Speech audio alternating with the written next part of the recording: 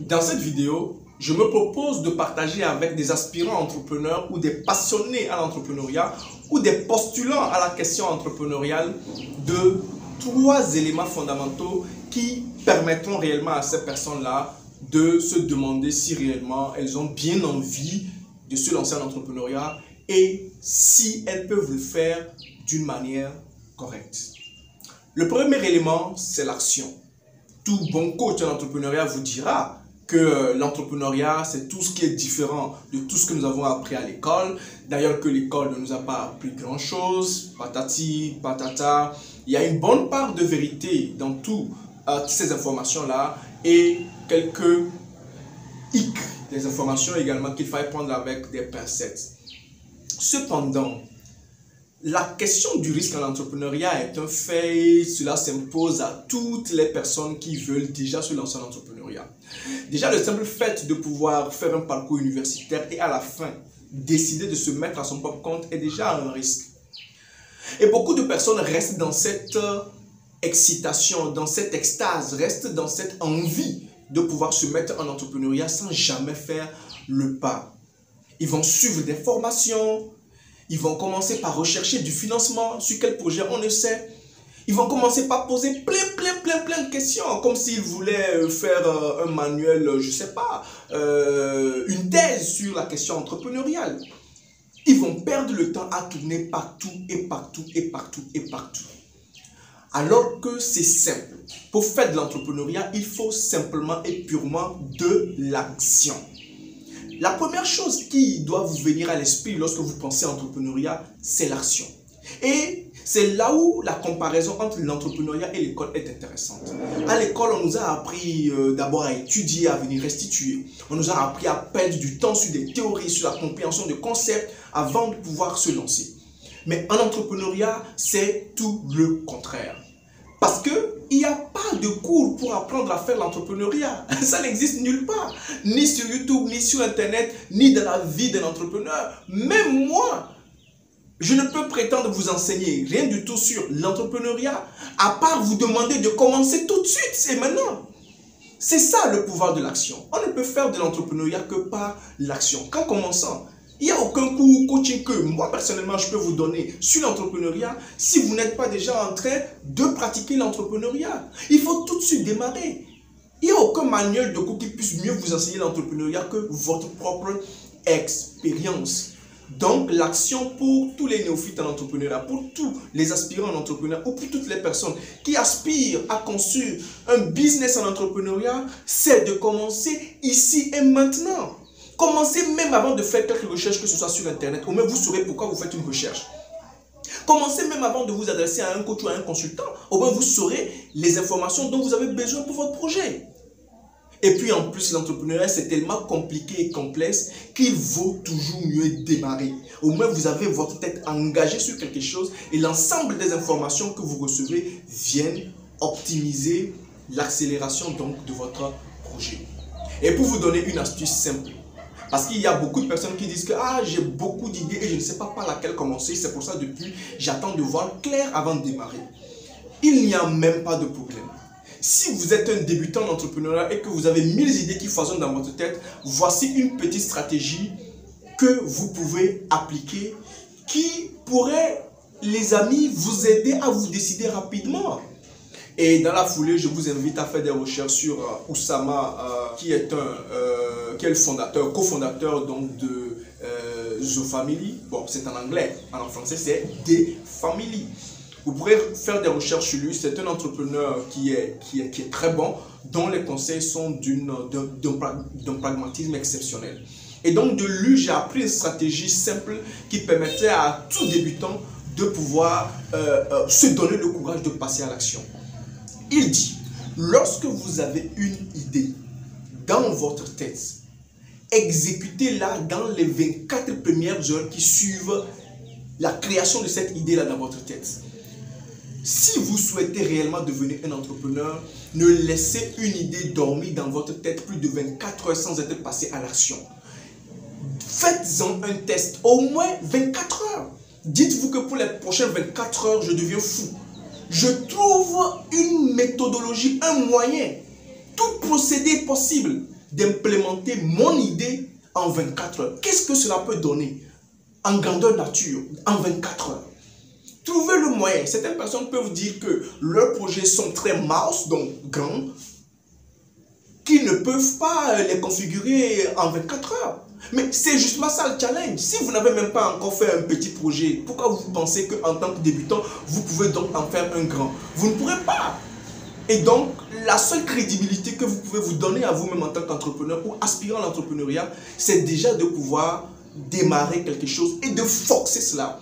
Cela a le pouvoir de vous mettre en même temps dans l'action. Cela a le pouvoir de développer en même temps une énergie qui va vous permettre de couver ce projet-là. Et au bout de 24 heures, réellement, vous n'aurez plus besoin de personne pour vous dire si cette idée elle est bonne ou si elle est mauvaise. Si c'est un produit que vous voulez faire, faites-en une miniature en moins de 24 heures. Faites même un prototype en carton. Si c'est voilà, quelque chose de plus solide, faites-en juste un prototype en carton. Et l'autre chose que Oussama n'a pas dit, peut-être que moi je vais rajouter, c'est essayer donc de vendre cela.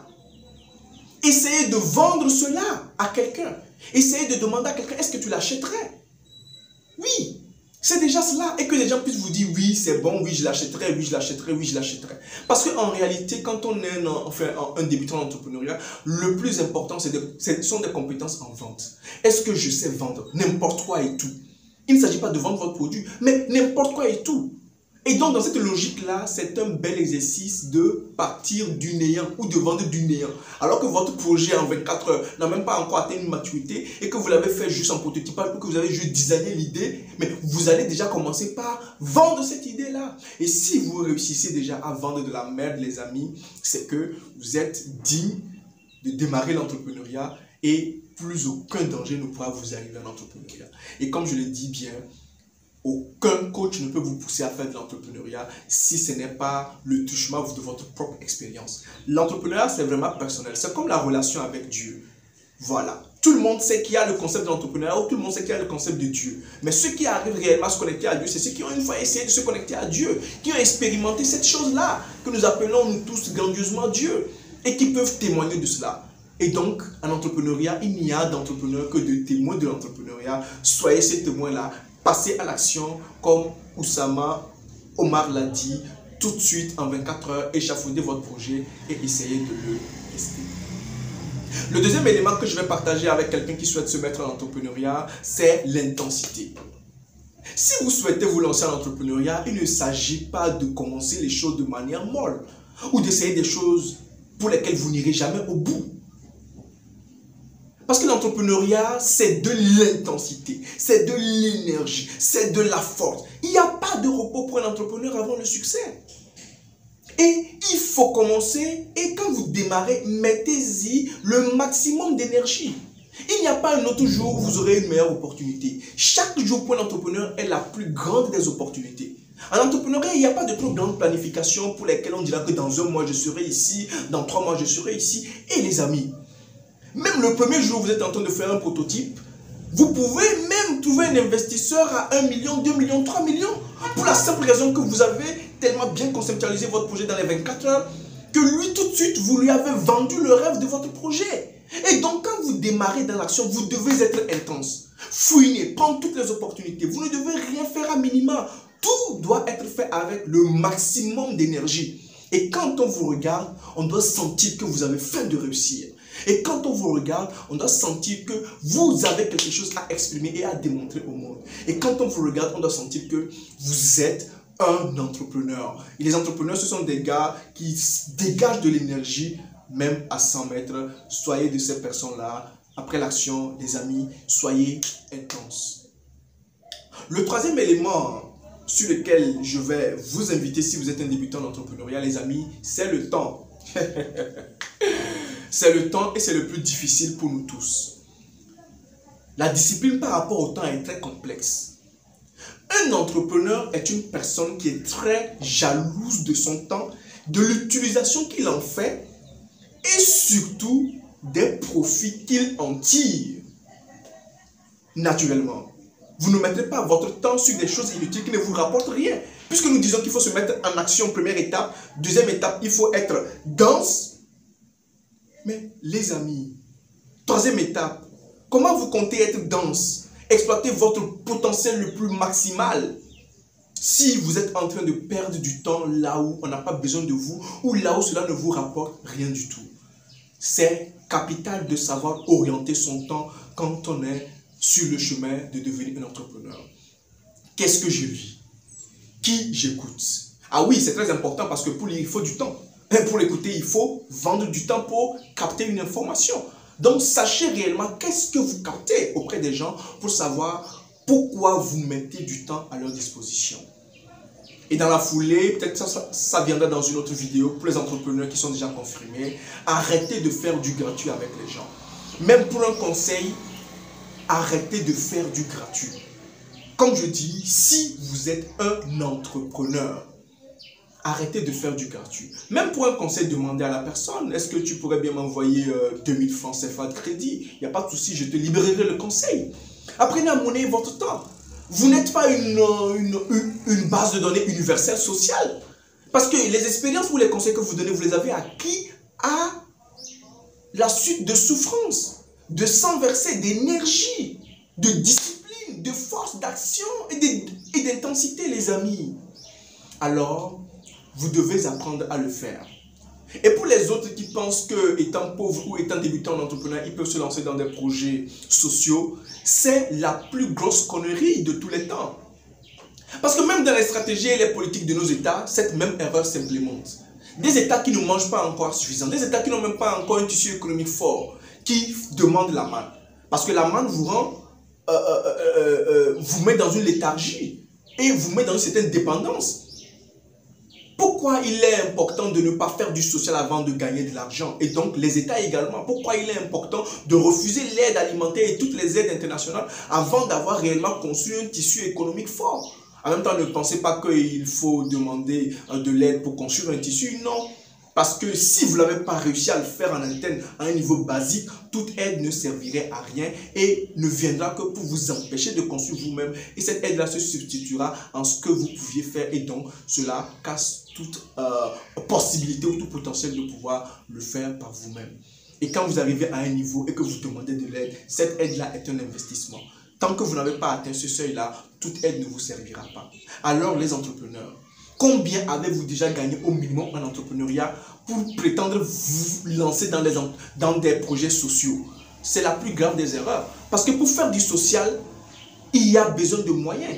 Vous débutez en entrepreneuriat, vous n'avez même pas encore eu le financement pour vos projets. Vos idées ne sont encore pas claires. Vous n'avez même pas encore grandi, mûri, développé la discipline entrepreneuriale qu'il faut. Et c'est vous qui prétendez demander, enfin, pouvoir sauver le monde avec des idées sociales. Il faut arrêter ces conneries. On est en entrepreneuriat dans un premier temps pour faire de l'argent et du cash. Alors soyez disciplinés, soyez responsables, soyez concentrés. Cherchez d'abord de l'argent, vendez, gagnez de l'argent, vendez n'importe quoi, faites-vous du cash. Et après, quand vous avez du cash, vous pourrez facilement déduire une partie pour aller faire des projets sociaux. Et là, vous aurez les moyens de votre politique. Sinon, pour tout le reste, vous êtes simplement en train de vous tromper. Je parlais à un entrepreneur qui serait en train de débuter son projet. 3 éléments fondamentaux. L'action, l'intensité dans l'action et surtout la meilleure gestion du temps. Quand vous investissez votre temps, veillez à en tirer le maximum de profitabilité. Et pour les entrepreneurs confirmés, un petit bonus, évitez de tout monnayer pour rien. Commencez par monnayer votre savoir. Parce que justement, l'entrepreneuriat, c'est tout ce qu'on a de mieux. C'est l'expérience. Comme je l'ai dit, on ne peut pas faire de l'entrepreneuriat à partir de la théorie. On ne peut enseigner l'entrepreneuriat qu'en la faisant faire. Et donc, quand vous faites une journée d'entrepreneuriat, et d'ailleurs, je reviendrai dans une autre vidéo sur la question de l'échec en entrepreneuriat, quand vous faites déjà une journée, vous avez accumulé de l'expérience que déjà, dès le lendemain, vous pouvez commencer par vendre à quelqu'un pour tirer profit justement du temps que vous avez mis à apprendre cela aux dépens, enfin à vos dépens. Restez concentrés, soyez forts, conquérissons le monde et construisons le rêve africain en Swisscom.